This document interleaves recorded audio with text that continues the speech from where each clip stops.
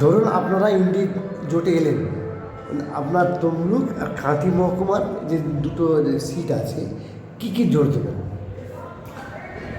আমরা নিশ্চিতভাবে জিতব এবং মমতা বন্দ্যোপাধ্যায় 35-এর বেশি আসন আমাদের পশ্চিমবঙ্গে পারবেন।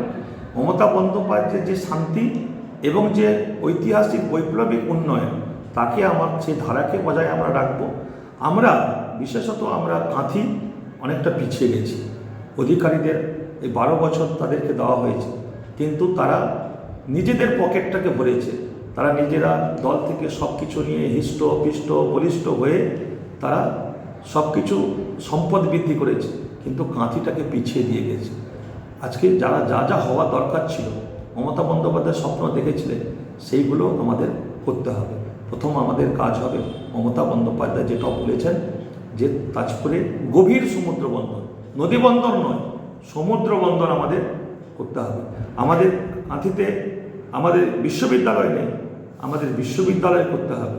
আমাদের মহিলা কলেজ, কাঁথির মানুষের সবচেয়ে বড় দাবি ছিল আমাদের মহিলা কলেজ আমাদের করতে হবে।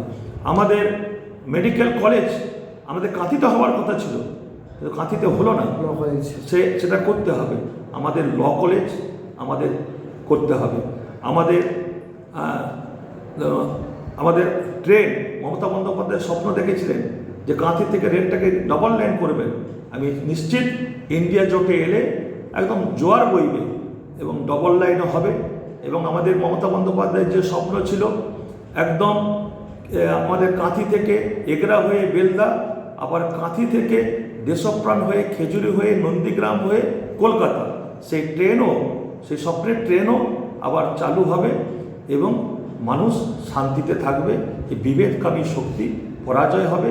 আর অধিকারীদের যে কোম্পানি, এরা কোনো দল করে না, এরা পলিটিক্যাল বিজনেসম্যান, সেটা আজকে মানুষের কাছে পরিষ্কার হয়ে গেছে।